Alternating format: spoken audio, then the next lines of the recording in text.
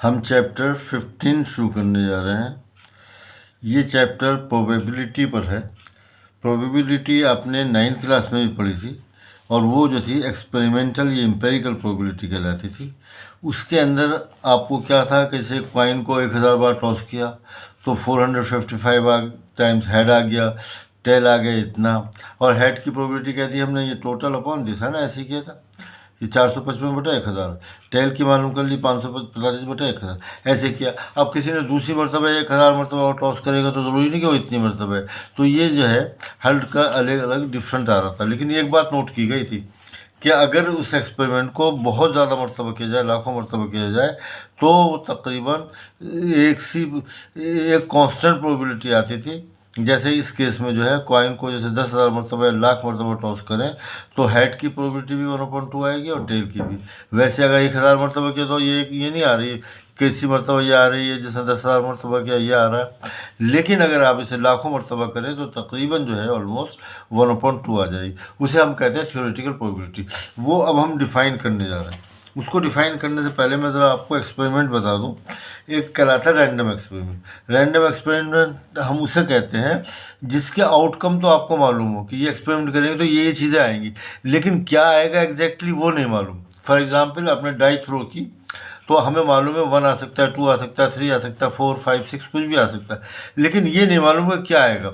ऐसे एक्सपेरिमेंट को हम रैंडम एक्सपेरिमेंट कहते हैं।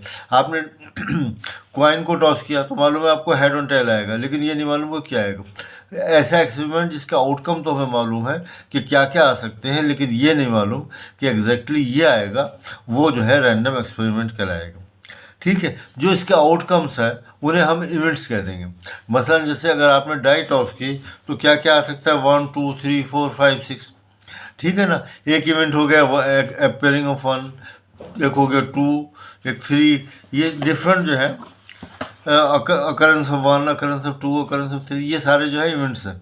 इसमें एक ही आ रहा है 1, दूसरे में 2, तीसरे में 3, लेकिन एक ही आउटकम आ रहा है। लेकिन ऐसा भी एक्सपेरिमेंट वो आउटकम हो सकते हैं, ऐसे भी इवेंट्स हो सकते हैं जिसमें आउटकम एक से ज़्यादा हो। फॉर एग्ज़ाम्पल आपने एक डाई टॉस की और मालूम करने की कोशिश की कि नंबर वो even outcome of even numbers, ठीक है ना, अपियरेंस या अकरेंस ऑफ इवन नंबर्स। तो इसमें जो है कौन कौन सा होगा, 2 होगा, 4 होगा, 6 होगा, तीन आउटकम्स आ जाएंगे इसके अंदर, इस इवेंट के अंदर। ये भी इवेंट ही कहलाएगा। वो पहला एलिमेंट्री इवेंट कहला रहा था ना, ये कम्प्लेक्स इवेंट या खाली इवेंट कह लीजिए।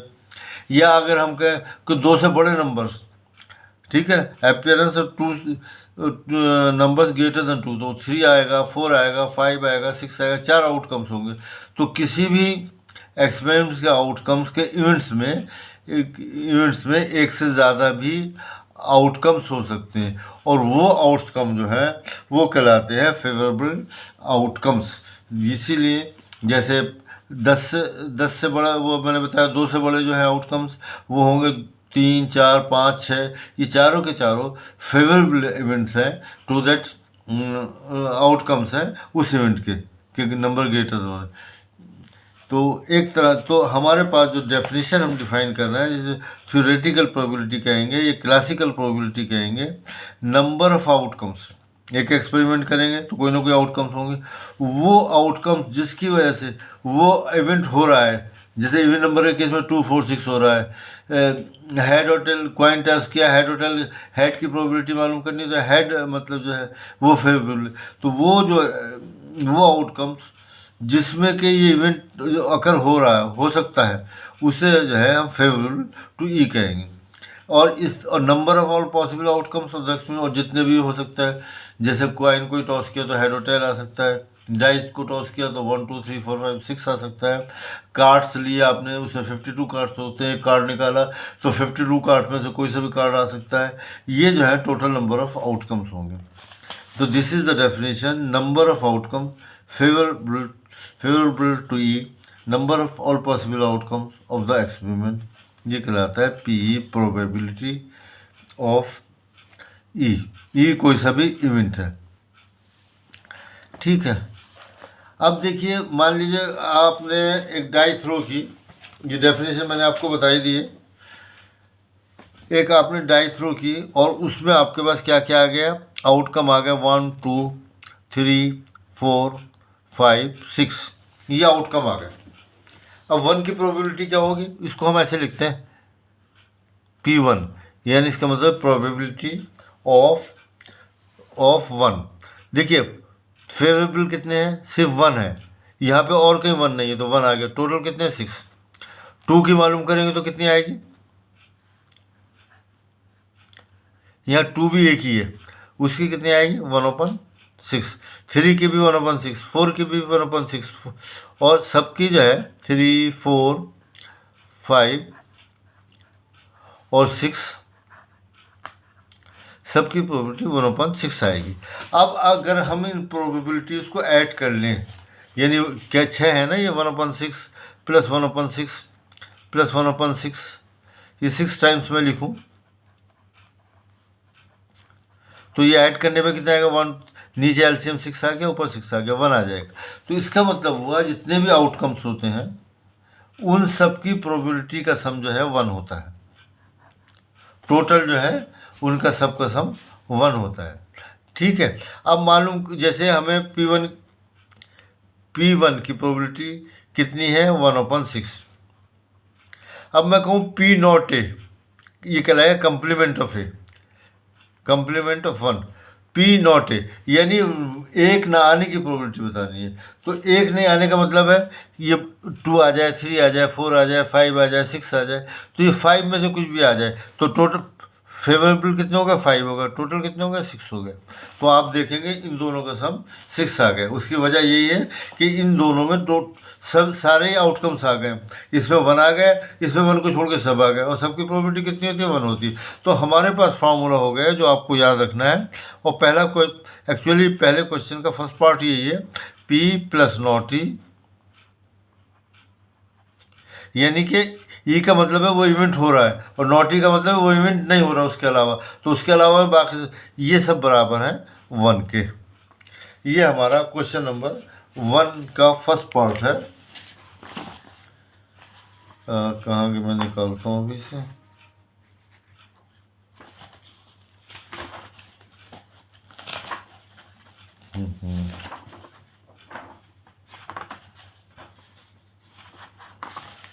हाँ ये probability of an event E plus probability of an event E not E. Not E का मतलब है कि ए के अलावा जो है बाकी तो दोनों मिलाकर 1 होते हैं, है ना। ये बात आ गई आपको समझ में, ये मैंने लिख दी। दूसरा है the probability of an event that can not happen, जो नहीं हो सकता। फॉर एग्जाम्पल कैसे नहीं हो सकता, जैसे आपने वही डाई की एग्जाम्पल ले लेते हैं, डाई थ्रो की 7 एम्पेयर होने की प्रोबेबिलिटी कितनी है, कुछ भी नहीं। हाँ हो ही नहीं सकता वहाँ पे, सिर्फ 6 तक तो नंबर है। तो ऐसे इवेंट की प्रोबेबिलिटी 0 हो गई क्योंकि कोई भी नहीं है। और ऐसे event such an event is called impossible event है, क्योंकि नामुमकिन है इसलिए हम इसे इम्पॉसिबल इवेंट कहते हैं। अब आ जाए नेक्स्ट पर, the probability of an event that is certain to happen is. देखिए वो इवेंट जो कि होना ही है। फॉर एग्जांपल फिर डाई की एग्जांपल लीजिए कि उसकी आपको मालूम करना है probability of an event of getting a number less than 7। तो अब जब आप डाई थ्रो करेंगे तो जो भी आएगा 1 2 3 5 सबके सभी मतलब 7 से कम होगा, तो 6 आउटकम होगा पॉसिबल, तो 6/6 हो गया। यानी कि सर्टेन है, श्योर है, ऐसे इवेंट की प्रोबेबिलिटी 1 होती है। और such an event is called, क्या लिख दिया, such an event is called certain event, sure event, certain event, है ना। Such an event is called sure event और सर्टेन इवेंट कहलाता है, जो कि होना ही है, इसका पक्का यही होगा।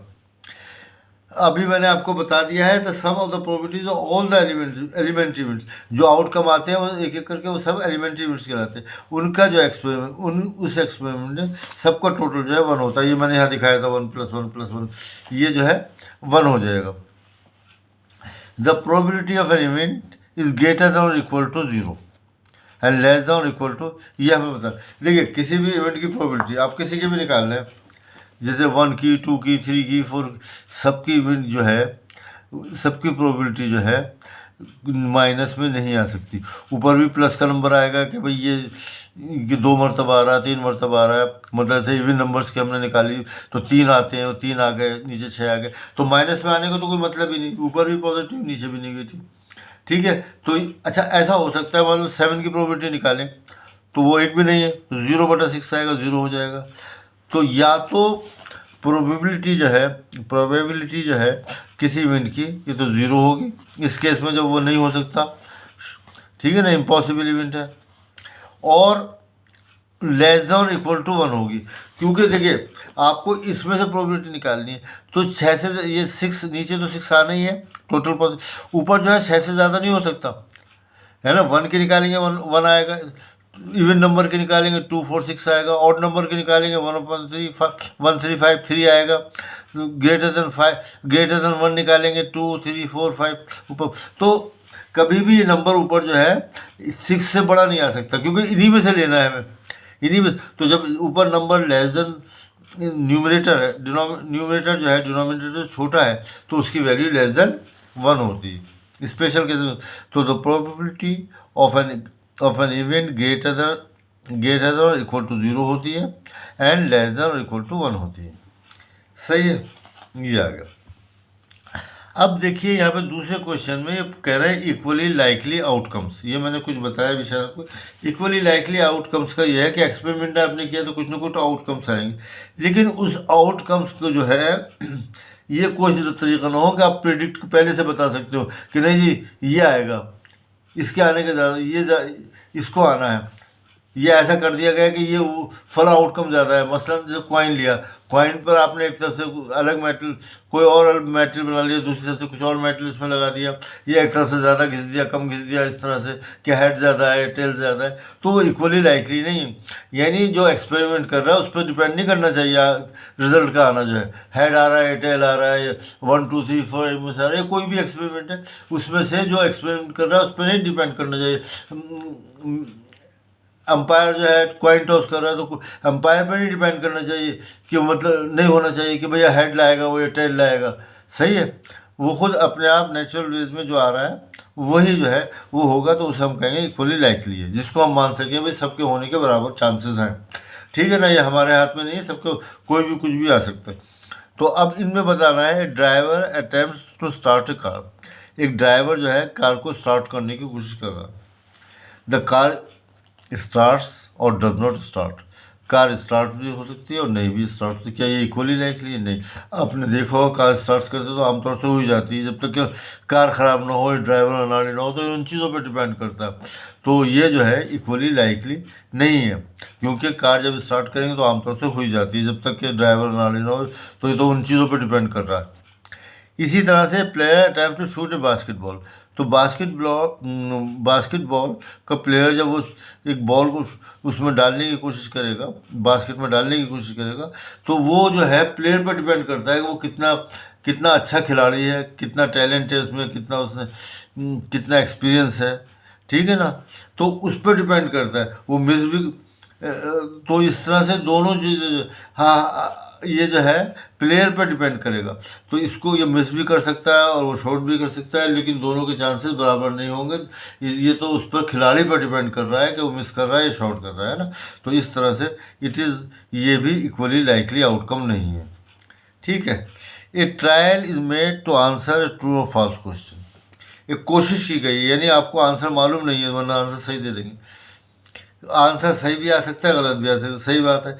लेकिन ये सही और गलत आना जो है, ये जो कर रहा है, जो ट्राई कर रहा है, ये उस पर नहीं डिपेंड करता, उसे खुद नहीं मालूम क्या आएगा, तो ऐसे ही लिख दे।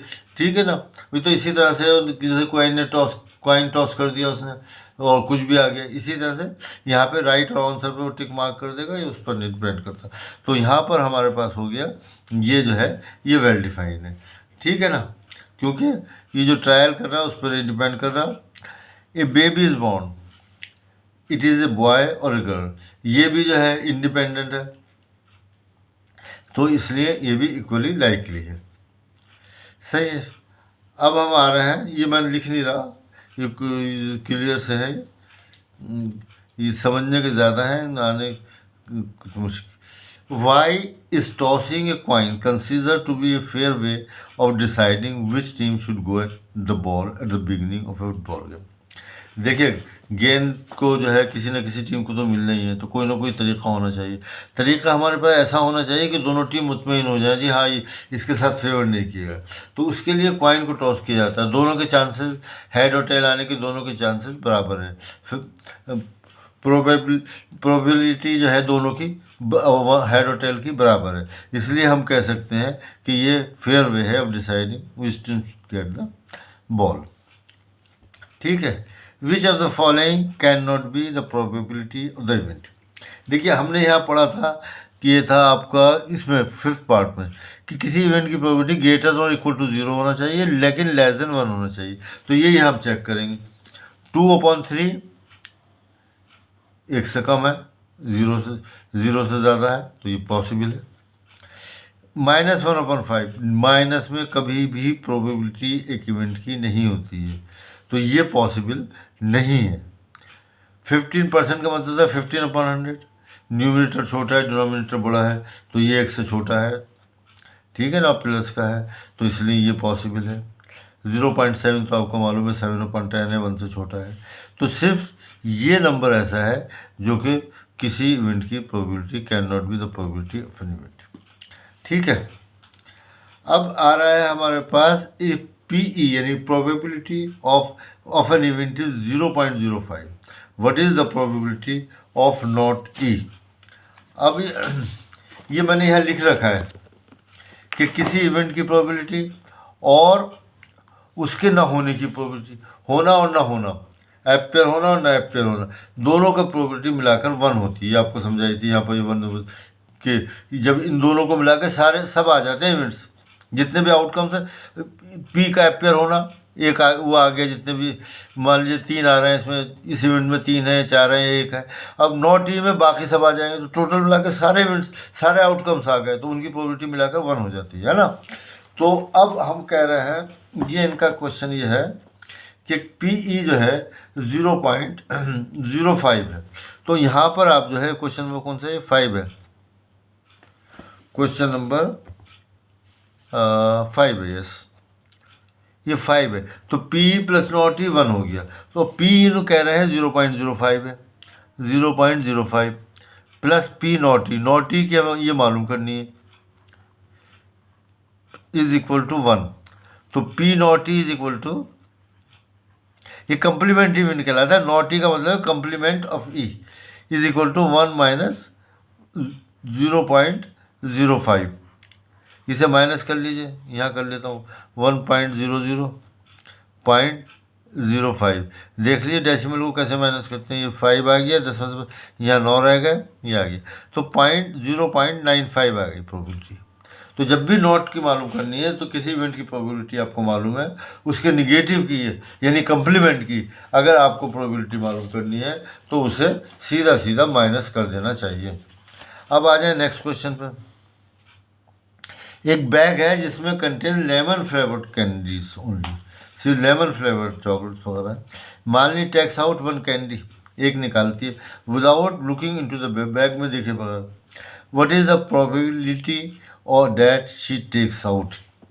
क्या प्रोबेबिलिटी होगा कि जो वो लेती है, बताइए क्या होगा, कुछ बता सकते हैं आप। एक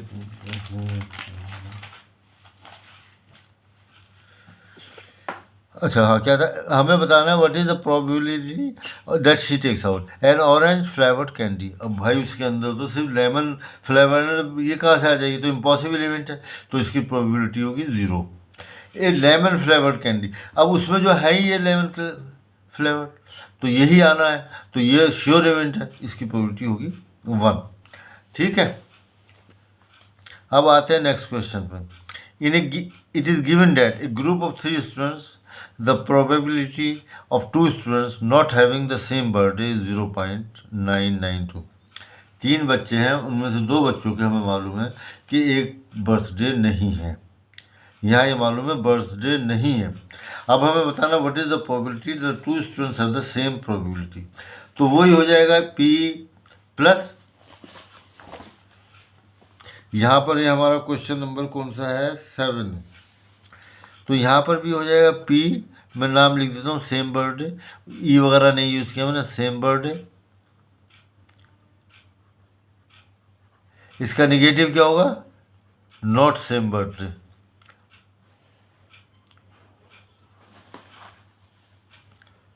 नॉट सेम बर्थडे,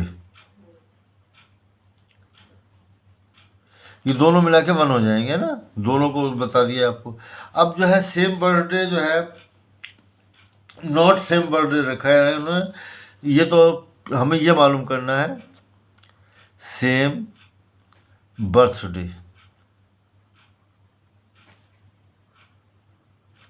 ये हो जाएगा 1। इसको इधर ले आइए, इसकी प्रोबेबिलिटी है हमारे पास 0.992, 0.992, ये आ गया। अब इसे माइनस कर लीजिए, 1 से डेसिमल के बाद 3 डिजिट लगाने पड़ेंगे, 3 जीरो लगाने पड़ेंगे, क्यों यहाँ पर ये 0.992 माइनस किया 8000, तो ये आ गया हमारा 0.008।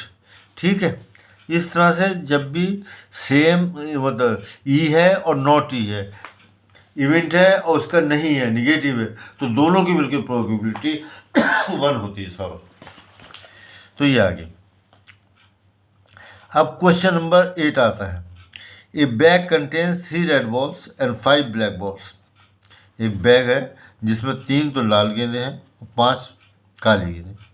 ए ball is drawn at random, बगैर देखे भाले हमने एक गेंद उसमें से निकाल ली from the bag. What is the probability that the ball drawn is red and not red.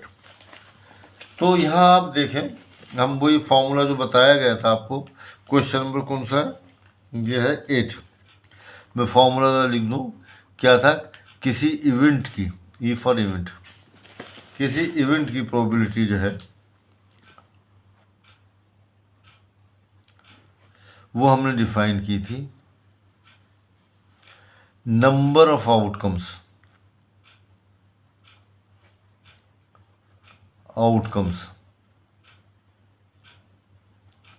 Favourable outcome, यानी वो इवेंट्स जिसकी वजह से ये इवेंट अकर कर सकता है। जैसे रेड बॉल निकालनी है तो रेड बॉल आ सकती है। टोटल नंबर ऑफ आउटकम्स, मैंने शॉर्ट करके लिखा है, वो नहीं लिखा total number of outcomes of the experiment, है ना, अंडरस्टूड है वो, टोटल नंबर ऑफ आउटकम्स। ठीक है, इन्होंने जैसे डिफाइन किया था वहाँ एक्सपेरिमेंट वगैरह लिखा है, वो मैंने नहीं लिखा है क्योंकि मतलब ये अंडरस्टूड है। नहीं, यहाँ पर इन्होंने भी ऐसी शॉर्ट में लिखा, यहाँ दिया है number of possible outcomes of the experiment, total number of outcomes. अब जब हम रेड बॉल की प्रोबेबिलिटी निकाल रहे हैं पी, इसका मतलब फिलहाल मैं ये ले रहा हूँ P red ball is drawn. अब देखो रेड, आप जो है इसमें से निकाल, कितने पॉसिबल आउटकम कितने हैं? टोटल बॉल कितनी है? 8 हैं, 3 + 5। ठीक है, 3 जो है 3 रेड बॉल्स हैं, 5 ब्लैक बॉल्स हैं, ये है ना, 3 रेड बॉल्स हैं और 5 ब्लैक बॉल्स हैं। तो इसमें फिर अब हमारी ये रेड बॉल कब आएगी? जब इन तीनों में से कोई है। तो 3 बॉल्स ऐसी हैं, 3 इवेंट्स ऐसे हैं, 3 आउटकम ऐसे हैं जिसकी वजह से ये इवेंट अकर हो जाएगा। तो हम लिखेंगे फेवरेबल कितने हैं? 3, और टोटल कितने थे? 8। तो ये आ गया 3/8। अब ये कह रहे हैं पी नॉट रेड। अब नॉट रेड का जो है 2 तरीके हो सकते हैं। एक तो यही है कि भाई रेड नहीं है तो काली वाली होंगी, ब्लैक बॉल्स होंगी, और ब्लैक बॉल्स कितनी है? 5 है, तो 5/8 हो जाएगा।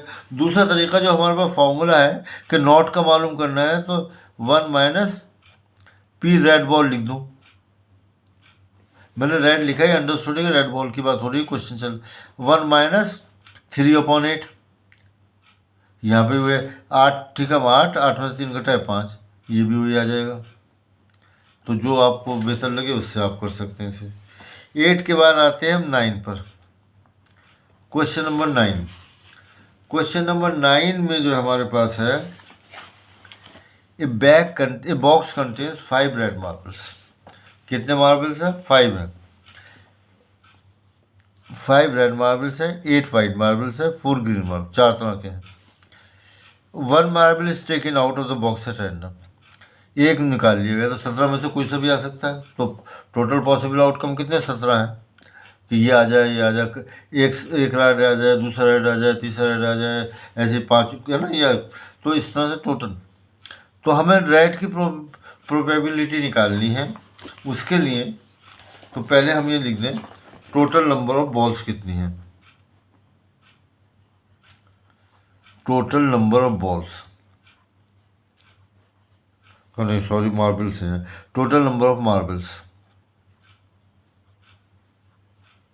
वो है 5 red plus 8 white plus 4 green. तो ये हो गया 17 मार्बल्स हमारे पास आ गए हैं। तो टोटल नंबर ऑफ मार्बल्स जो है 17 है। अब ये मालूम करना चाह रहे हैं रेड के, P red marble, red marble लिख दें या खाली रेड लिख दीजिए। तो देखो अब इसमें से कितने फेवरेबल हैं। जब रेड आएगा तभी मतलब हम कहेंगे कि भाई रेड की, तो ये ऐसे मार्बल्स हैं 5, तो हम ऊपर लिखेंगे 5 और टोटल कितना आउटकम है 17। तो 5/7 नंबर ऑफ आउटकम फेवरेबल, तो ये सिर्फ 5 थे कि इन पाँचों में से कोई आएगा तो रेड मार्बल निकलेगा। तो टोटल में से कोई 17 आ गए। उसके बाद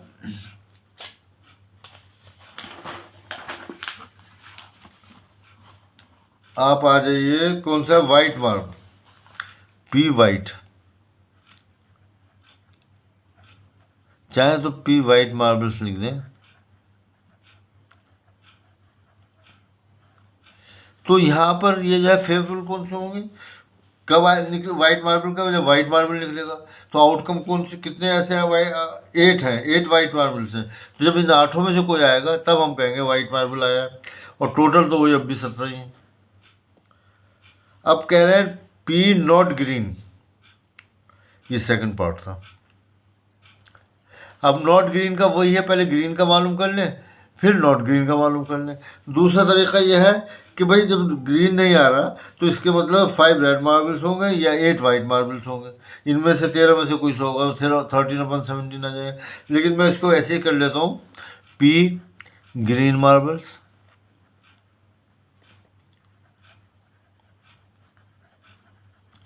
कितने हैं, वो है ग्रीन थे 4 थे तो 4/17। पी नॉट ग्रीन मार्बल्स तो 1 से माइनस करना पड़ेगा,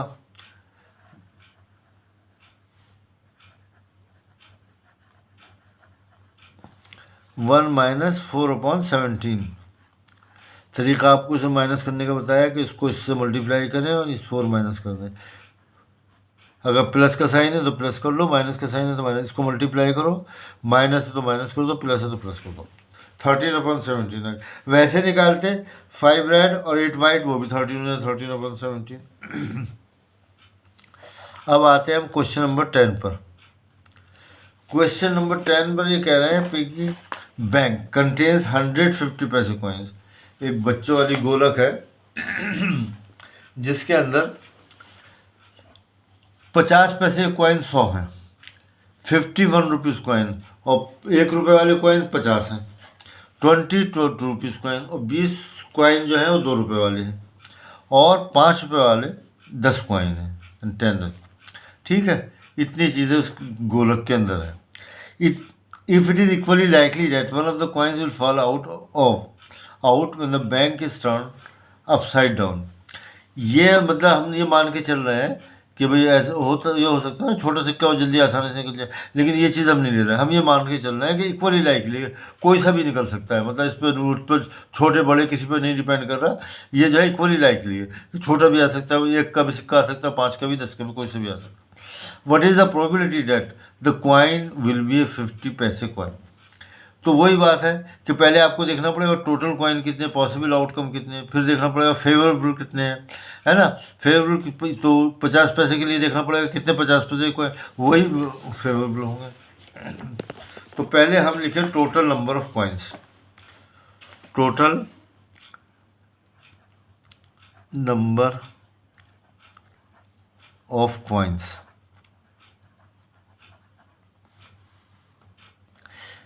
ये थे आपके पास 50 पैसे वाले 100 थे, प्लस 1 रुपये वाले 50 थे, प्लस 2 रुपये वाले 20 थे, और 10 5 रुपये वाले थे। तो कुल कॉइन कितने हो गए? 150, 70, 180 कॉइन हो गए। गोलक के अंदर 180 कॉइन हैं। अब हमें मालूम करना है टोटल। अब इसमें से 180 में से कोई सा कॉइन गिर सकता है उसमें से, गोलक में से। तो टोटल तो ये हो गए। पी हमें मालूम करना है 50 पैसे coin.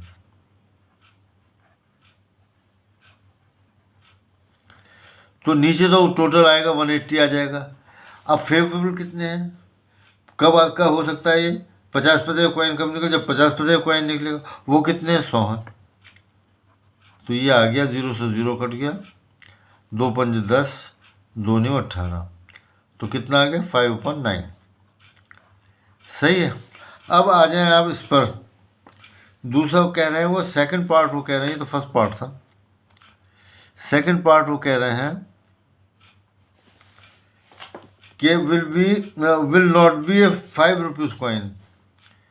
P not 5 rupee coin. तो इसके लिए हम वही 1 से माइनस कर देते हैं।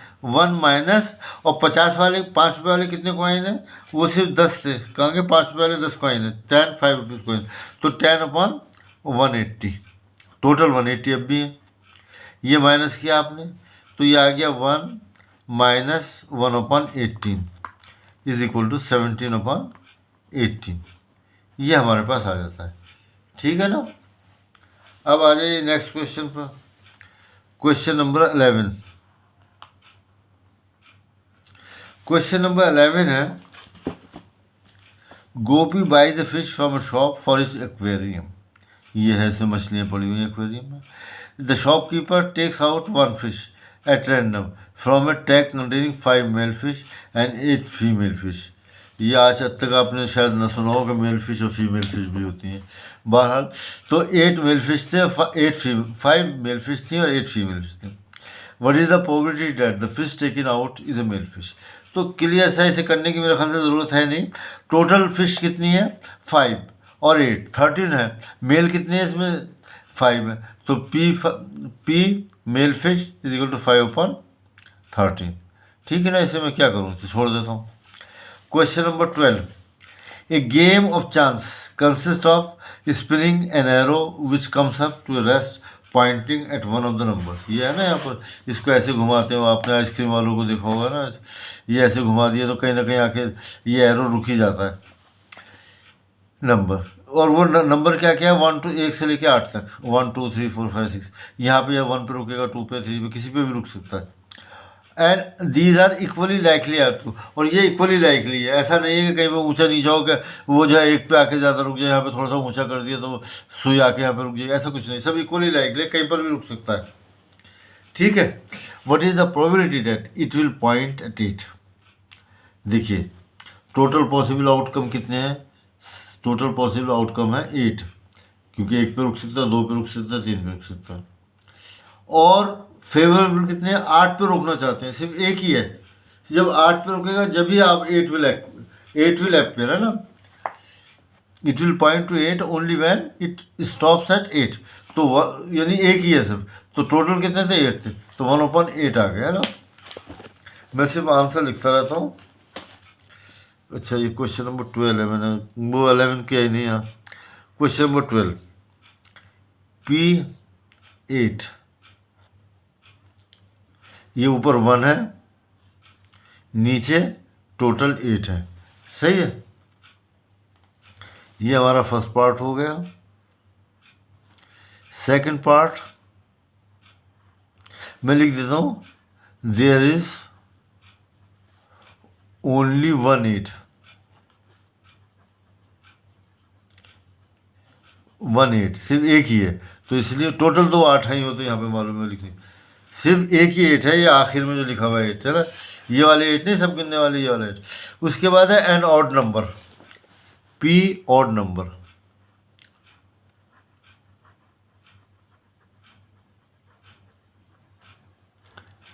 कौन कौन से ऑड नंबर है इसके अंदर? नीचे तो वो 80 आएगा, टोटल पॉसिबल आउटकम तो 80 है इसमें से ना। ऑड नंबर इसमें कौन कौन सा है, देखो 1 है, 3 है, 5 है, 7 है, 4 आ गए ना,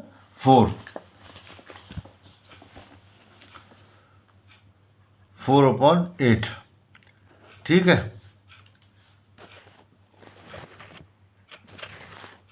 तो ये 4/8 आ गया। ये क्या आ रहा है, ये क्वेश्चन क्यों नहीं आ रहा, ये मैंने क्या 17/8, तो ये यहाँ रह गया, इसे दोबारा देख लेते हैं, नहीं हो गया, 4/8 ही आ गया, सही है।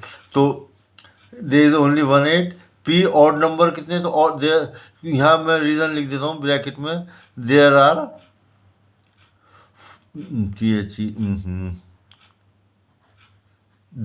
THERE there are 4 odd numbers। कौन कौन से हैं, 1 यहाँ पर है, 3, 5 एंड 7, ठीक है ना। तो ये 4 आ गए, वो 8 आ गए। अब आ जाए कुछ पार्ट थर्ड, वो कह रहे हैं इसमें a number greater than 2, P greater than 2, ठीक है, नंबर ग्रेटर देन 2। तो देख लो 2 से बड़े कितने हैं, ये 2 ही छोड़ दो, बाकी 6 रह गए, 1 2 3 4 5 6 है ना।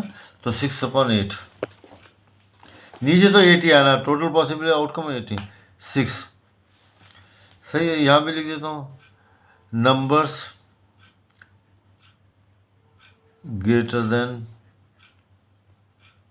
2 आर 3 4 5 6 7 8, ये नंबर है ना ग्रेटर देन 8, तो वो जो है 6 है, तो 6/8 आ गया। और उसके बाद कह रहे हैं, जो कि लास्ट पार्ट है, a number less than 9, P number less than 9, actually कहीं पर भी आके रुके, कहीं पर भी रुक ले, वो लेस देन 9 ही होगा, तो इस तरह से श्योर इवेंट है, तो इसकी प्रोबेबिलिटी क्या होगी, 1 होगी। तो आप यहाँ लिख भी सकते हैं, कितने लेस देन 9 कितने, 8 हैं, ये सब के सब हैं, 8/8, नीचे तो 8 आना ही है, is equal to 1। all the 8 numbers are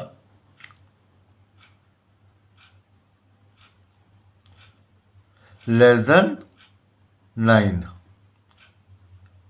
ठीक है ना। 8 के 8 नंबर जो है 9 से कम है, इसलिए 8/8 आ गए, ठीक है। तो मेरे ख्याल से इतना काफ़ी है। नेक्स्ट वीडियो में हम ये बाकी क्वेश्चन जो है इससे करेंगे। इसमें एक बात मैं आपको बताऊं, ये जो ऑप्शनल एक्सरसाइज है, ऑप्शनल है हालांकि, लेकिन इसमें से क्वेश्चन आते रहें, तो मेरा ख्याल है कि मैं इसे भी कर दूंगा, ये वाले क्वेश्चन में वो भी, और तो मेरे ख्याल से चलिए वो फिर देखेंगे, ठीक है। Thank you very much.